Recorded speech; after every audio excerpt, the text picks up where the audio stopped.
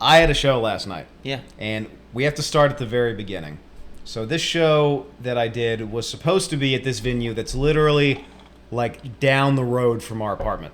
We could just walk there. And like 5 hours before the show was supposed to start, the producer of it DM'd me and was like, hey, like last minute we have a venue change. It's downtown now. Yep. It's at this bar. And part of me, I was just like, aw, damn it, dude.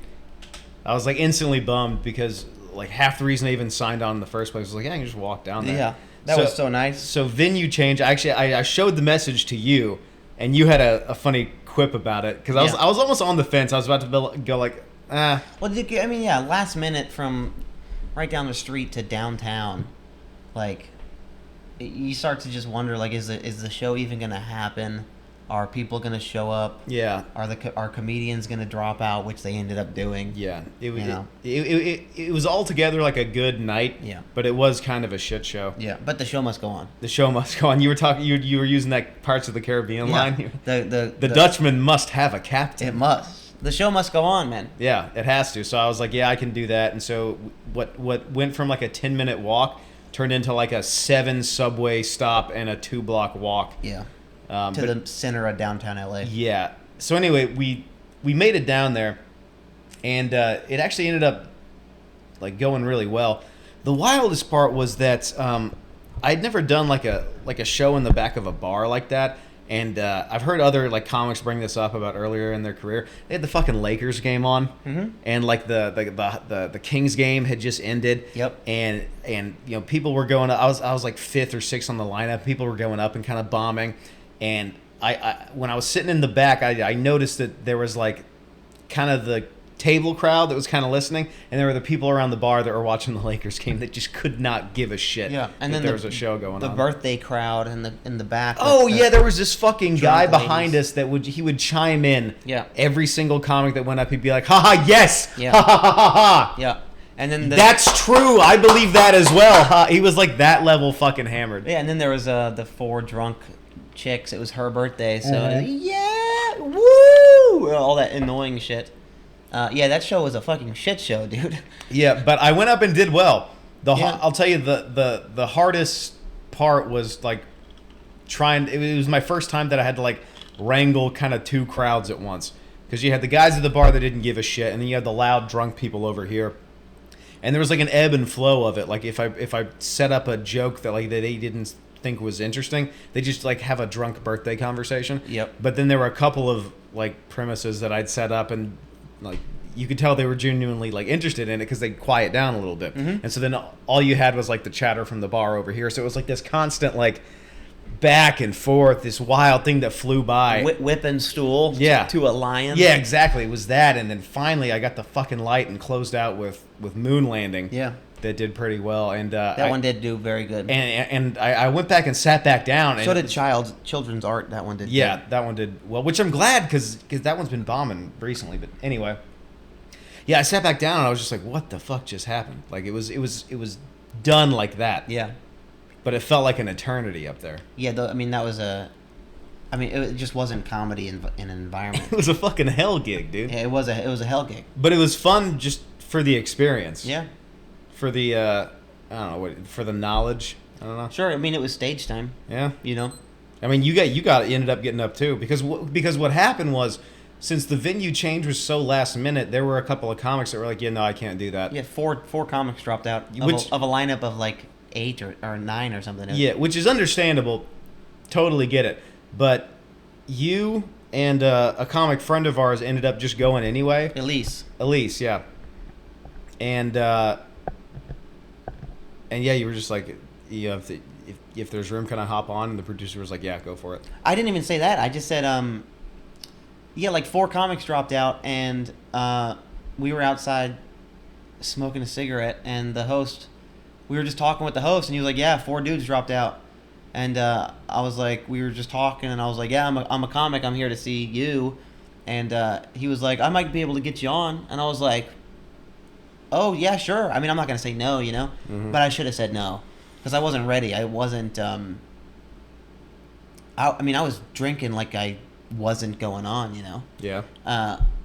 because I mean, anytime I go to like one of your shows or like a buddy's show, there's an amazing. It's stress free. It's like, dude, I'm not even doing time tonight. Mm-hmm. I'm chilling. It's my night off, you know, and so I drank accordingly, but there's always this thing in the back of my mind when I'm at a show. I just go like, let me up there, dude. Please let me up there. And when that finally happened, he was like, yeah, you want to do 5? Fuck yeah, I'll do 5. Fuck yeah, dude. Yeah, man. Fuck yeah, dude. I'm gonna kill a 5, dude. And I went like second to last. And as soon as he said my name, welcome to the stage, Ryan Jennings. As soon as I started walking up there and grabbed the mic and started talking, I was like, oh, no, I shouldn't have done this. I shouldn't have done that, dude. It's like, and it was so funny how instantly clear it was. It was like, I'm not show ready. Like, I'm not show. It was 5 minutes. But you know what I mean. I was not prepared to do my act, you know. And that shot of tequila before you went on stage probably didn't help. No, that didn't. No, it definitely didn't help. It only hurt. But it's funny how you like because I've been there. It's like, oh no, this will help. This will bring me back, and then it doesn't. And you're like, oh fuck, it's bad, terrible. Oh damn it, you idiot. Terrible. I bombed so bad, and yeah, I mean that was a hell gig. I've never been in a situation like that where fucking 80% of the room isn't even looking at me. Yeah. And it was a pretty packed out bar. I mean, there was a crowd there. And most of them weren't even fucking looking at us. Yeah, it was like 40-60 split. Like there were 40% of the people on the left at the tables that like kind of at least listened to what you had to say. Everybody else was watching the Lakers game. Everybody else didn't give a single fuck. And there was a 90-inch plasma screen right behind us that was playing the Lakers game. So I was doing my set and people were looking at me, but they were doing this. Like you were blocking the score. I was blocking the game. Yeah. And I was like, dude, I didn't put the mic here. I didn't put the fucking mic here. And this is a real nitpicky thing. It was a singer-songwriter mic stand. It was the one where it was up and then it has the boom. So you couldn't even take it out and do like the lean on it thing, like the comfort mode. Nope. It was just you up there just holding the mic. Yeah. You know, trying for dear life. Yeah. And my bits are long. They require attention. Very much so. And I started a few and instantly realized, booze aside, I instantly realized like, I can't even do this long bit here. No one's paying attention. This dude's yelling at the screen, you know, the fuck was that, LeBron? A literal quote. What the fuck was that, LeBron? Yeah, and then this chick's over here doing fucking titty shots out of her tequila breast or whatever. And it was insane. And I was like, I can't even finish this. I just started a 2-minute bit that I can't finish. Like, because what's the point? So I bailed mid bits and started other ones. Yeah, you had a rough time up there. It was bad, man.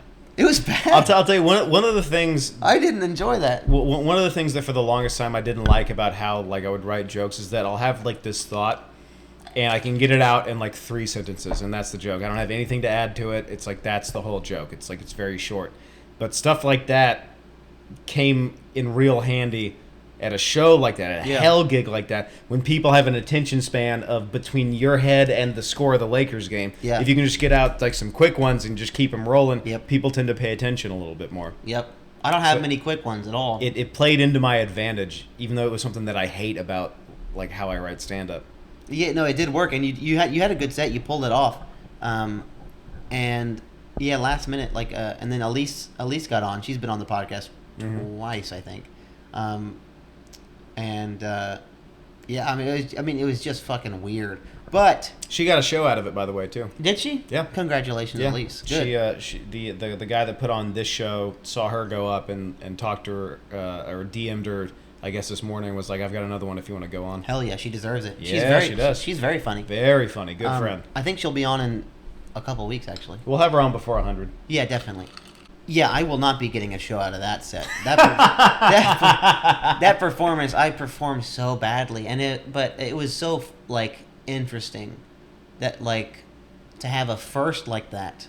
I was so used to like comedy situations, A calm environment, a regular crowd. where people are sitting and looking and listening and quiet. That was the first time any of us did like a hell gig bar show. The game's on. There's fucking music playing. Fucking DaBaby's playing on the. And I'm up there, you know. I want to pull a heist. I want to fucking crawl through an air duct, and people are going, "Get out, move! Who is this fucking asshole? Jesus, LeBron, come on!" And then someone fucking walks right in front of me to go to the bathroom that's right here. Yeah. I can smell their shit when they fucking leave. No stage, by the way. No stage. You're actually below, because the tables at the bar are so high. You're actually below the fucking people. People were looking over me. Yeah. And like I'd say something, and I remember I said like one line, and people were like, "Oh," and I was like, "Oh yeah." But fucking the Lakers, LeBron made a slam dunk or something. The Lakers someone hit a 3, and I was like, "I'm crushing." Oh no, I'm fucking still bombing. But all that being said, the night, the fucking night was so fun. Like, we just take the train to downtown, get drinks at a bar, do stand up. I bomb, and then we train back to Hollywood, go hit a diner. Don't get stabbed. Yeah, we don't get stabbed. That's get stabbed by important. vagrants. That's huge. We fucking eat too much at a late night diner at like midnight. Drunk, stumble back to the apartment, throw on South Park, and we're just like, what the fuck was that? Go smoke a cigarette, you know? It was like a very like comedian's night. It was awesome. Yeah. I think it was all worth it just for the adventure of it. Yeah. Just for getting down there, kind of exploring that little area. But those bar shows, bro. I mean, I've heard stories, you know. I've heard stories. And dude, I was like, now I get it. When the host was introing the show, same thing. I've listened to, you know, comics that are way further along talk about like the moment that I was about to have. Yeah. And I was like, oh fuck, it's one of these. But fortunately it went well, but that could have gone off the rails so fucking quick. Yeah. Yeah, that was a hell gig, man. That's one for the books. It is. Yeah, that was the first hell gig. I think, dude, bomb or not, I think that was a good experience. I think it was a good thing, like as a comic. Oh, I loved it. To go through, because now you have that knowledge. You're like, oh, it could be this bad. Mm-hmm. Show must go on, man. Look, the show must go on. The Dutchman must have a captain. The Dutchman needs a captain. That's right. 100 years before the mast. That's right. You got to find that heart, man. Stab the heart. You got to stab the heart. Show must go on. That's right.